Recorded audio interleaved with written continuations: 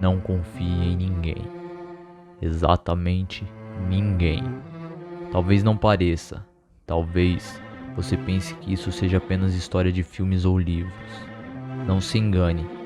O rosto mais bonito, mais sereno e a atitude mais amistosa podem ser apenas uma máscara, apenas uma fantasia para se camuflar entre a sociedade e esconder a verdadeira face do mal.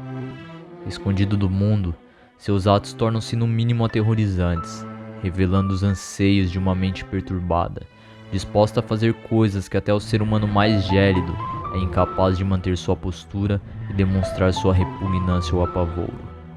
Talvez o intérprete amigável que convive com você seja a residência do mal, um terreno fértil às atitudes sádicas provocadas por pensamentos no mínimo macabros, e tudo isso maquiado embaixo de seu nariz. Provavelmente você ficou intrigado, mas acredito que ninguém aqui é tão ingênuo e leigo. Você já está familiarizado com esse assunto. Serial killers. No episódio anterior, você pôde conhecer as definições de um assassino em série, e também pôde entender um pouco sobre como funciona a mente perturbada deles. As portas já foram abertas, e você já deu o primeiro passo. O que lhe resta é continuar e conhecer as histórias de alguns dos assassinos em séries mais famosos e cruéis de todos os tempos. Então, clique no botão inscrever-se e acompanhe mais um vídeo da série Serial Killer, conteúdo que você verá apenas nesse canal. Eu sou o Davi e esse é o Destrinchando. Albert Fish, o Devorador de Crianças. Albert Fish, também conhecido como Devorador de Crianças, foi um dos mais cruéis serial killers de todos os tempos. Albert Fish, um homem de cabelos grisalhos, rosto magro e fundo, que aparentava ser um idoso de 70 anos, embora tivesse 58 anos durante o auge dos seus crimes. Sempre muito bem arrumado e com uma educação sem igual. Com esses atributos, Fish demonstrava ser um ancião de muita classe, atributos que mascaravam sua personalidade sádica e doentia. Sua interpretação de bom cidadão não permitia suspeitas sobre um sujeito que torturava, assassinava e literalmente devorava crianças. Fish era um homem com uma predisposição a cometer tais crimes, não somente por prazer, mas seu histórico familiar revela que seus familiares, como mãe e irmãos, também sofriam de problemas psiquiátricos. Masoquista confesso, obrigava seus filhos a assistirem seu alto flagelo. Albert Fish gostava muito de enfiar agulhas no seu corpo, especificamente entre o ânus e os testículos. Algumas perfuravam tão profundamente que sua remoção era impossível. Perto dos 30 anos, sua mãe apresentou-lhe uma mulher, com quem Albert se casou e teve 6 filhos. Nessa época, trabalhando como um pintor, ele abusava de meninos mais novos, de preferência menores de 6 anos, em sua maioria deficientes ou negros. Em meados dos anos 1917, sua esposa o deixou para viver com outro homem. Foi nesse momento que a saúde mental de Albert Fish teve uma piora extremamente considerável. Ele passou a ouvir vozes e ter alucinações, mesmo problema de sua mãe. Tornando-se mais sádico, Albert chegou a enfiar algodão embebido em álcool em seu ânus, colocando fogo em seguida. Na mesma época, ele descobriu seu gosto por carne humana e começou a sentir o desejo de praticar canibalismo. As suas abordagens não fugiam do padrão de um pedófilo. Ele escolhia a criança com antecedência, esperava tranquilamente como um predador, até a criança estar sozinha por um descuido dos responsáveis ou por ganhar a confiança deles, pois tinha um jeito extremamente amigável.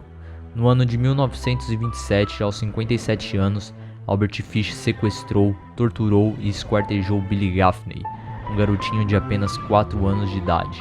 Embora o corpo do garoto nunca tenha sido encontrado, Fish descreveu com detalhes tudo o que fez com o garoto.